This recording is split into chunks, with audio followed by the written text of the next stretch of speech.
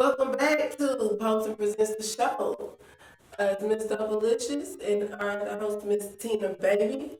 And today we are talking about poetry. Today I have with me Rashida and Makai. Rashida is co-founder and co-CEO of Word as Bond. It's a nonprofit organization for expression in writing. And we're going to learn a little bit about the organization and how it can help us, and also listen to some poetry. So, Ms. Rashida, can you please tell us a little bit about Word as Bond? Okay, so Word is Bond was founded in August of 2013. And then we were out in the world doing things. In 2014, we competed in a competition called Brave New Voices, and that was in Philadelphia for 2014. And we offer free creative writing workshops around the city to youth. Right now, we do have a women's group going. It's for BIPOC women in films, and that's the third Sunday of every month from 2 to 4. Yeah, we pretty much just try to spread words of wisdom and joy. So, when we talk about creative writing, is it just poetry? Is it journaling? What extent of things does your organization create and help people be able to maybe gain self confidence and things like that? Absolutely. So it's not just poetry. We do all kinds of creative writing. We have helped someone with their dissertation. We've helped with speeches. We've helped with um, short stories. We've had workshops over playwriting. So it kind of just evolves with whoever needs or wants help or who wants to learn more. Okay. I guess that goes great with your motto, which is bringing people together through the power of words. So, whatever your love language is, as far as expressing yourself verbally, they're going to help you with it. They're going to give you a safe place for that. Yes, absolutely. All right. So, Makai, you are part of Word is Bond? Yes. Okay. And how long have you been? I've been a part of it for 10 years because I started when I was 13 and I'm 23 now, so. Oh, wow. Okay. Um, when you started at 13, what did that mean to you? Like, were you just looking for somewhere to like hang out and be like, hey, I want to? No. So, little known fact, this is also my mom. Yeah. So, I didn't so much join as I was forced to go to the meetings because she dragged me to the meetings. And I was like, okay. At first, I really didn't want to do it because art has always been my main like sort of outlet of emotions. So when she brought me to the meetings, and I was just like, "Mom, poetry is your thing. I don't want to do this. That's just for you."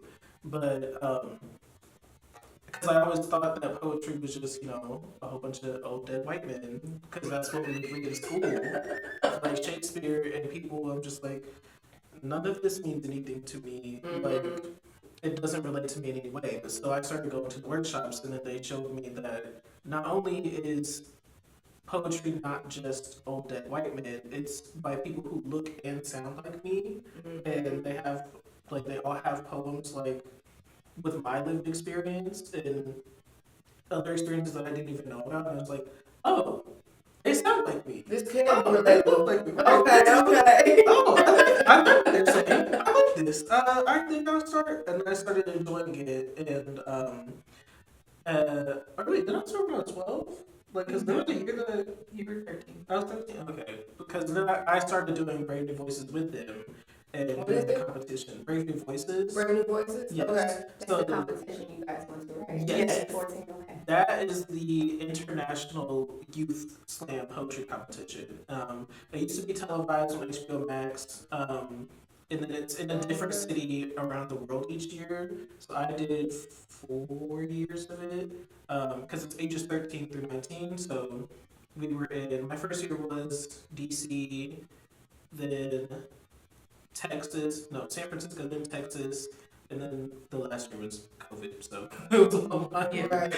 But yeah, going around the world, doing poetry, meeting people, met hundreds of different poets. Like they're all across the world. There's a team from New Zealand. They're great.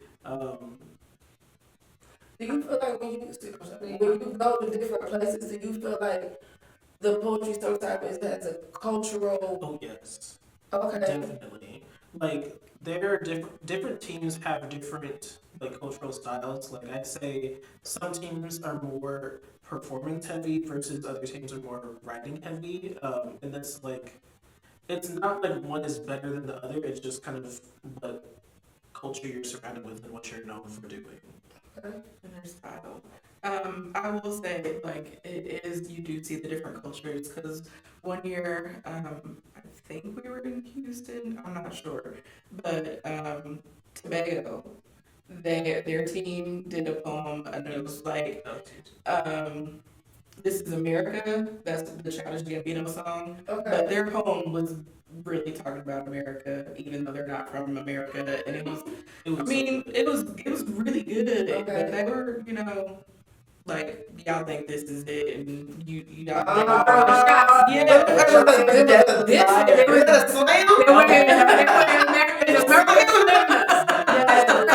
Yeah. There are some crazy dispos. They're really good. Like, shots are really So fire. I'm interested in how big was the indie group, and then how many times were y'all able to participate in that? Because that's interesting to me. So it varied every year. Sometimes, like, actually, we haven't been to Brand New Voices since COVID. Okay. And it's because, like, the interest kind of fell off and we didn't have young people anymore. Mm-hmm. And also we lost our good access to young people. We started off in, like, after school programs, and so that's how we were able to get a lot of our young Okay. people. So, like, I think the most that we've had is like 8, or I think it was 8. I think it was like 8 For the people. 8 young competitions? people. Yes. Okay. And the team is usually 4 to 6. Yeah, 4 to 6 participants. Okay. And so you can have, like, alternates and whatnot, or you can have what they call an entourage. So just people that support you, but they aren't necessarily competing. That's cool. Okay. Yeah. Did you guys have to be invited to this competition? Like, how were you able to participate? So you can actually, you don't have to be invited, but you can, like, request to be a part of it. Like, you have to pay and things like that. And so as long as everything's paid and all of that, then you can go. And you have to have the right amount of kids to participate. You can go and not compete, which we've done that before. We've done that twice because we didn't have enough students. Yeah. But the students that we did have, like, we wanted to Still enjoying the environment, still supporting, yeah. See what it's like. Exactly. Because also, like, another thing with us taking the students out of town was, like, a lot of them had never flown before. A lot of them had never been outside of the state. Yeah. And so, like, we were opening them up to new opportunities. Yeah. And it's because of poetry that they were able to do these things. Yeah. And so, So how do you prepare a person like myself who I've read poetry for a long time? And it's such a vulnerable thing to me. Like, I don't have a problem getting up and reading somebody else's poem. I'm the person at the funeral who's like reading somebody else's words. It's like, it's cool. But when it comes to me, it's just like, oh, I don't want these people judging me. This is so about my inside. How do you help somebody like that overcome? Is that something that you work on in your workshops? yes, to a certain extent. So, like, I'm naturally shy. I do not like talking to people most of the time because I know that I'm weird, and I try to contain it.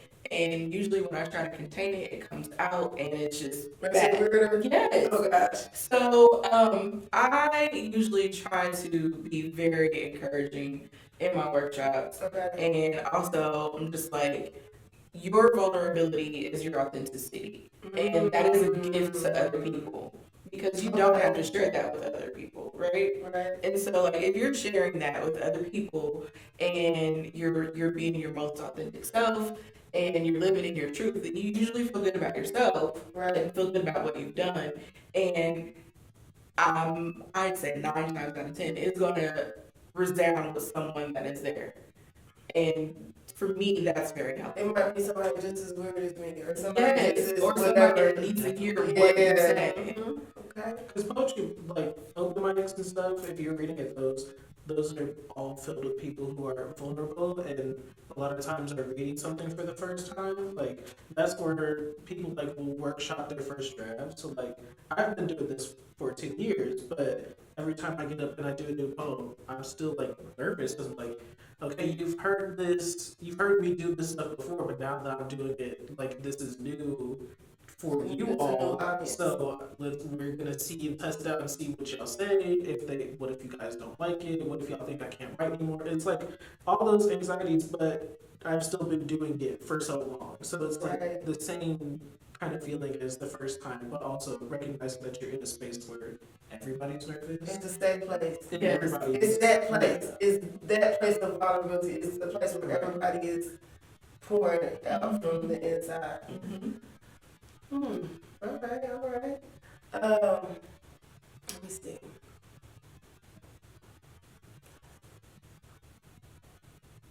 Can we go back a second? Yes. So, another reason why I made Makai join this bond. So, like, I was reading his essays for school, right? And I'm just like, oh, he's a really good writer. And then my first experience with Brave New Voices, I was just like, Makai needs to be here. Like, these are his people. Okay, He's seeing okay. this stuff. So then I came back and I was like, oh, you're doing this. Like, I don't care. I know what's in you, and Yeah. I got you. Yeah, and then like he definitely was very adamant about not doing it. I'm not like you, mom. I don't like poetry, mom. I'm just like, you just need to try this.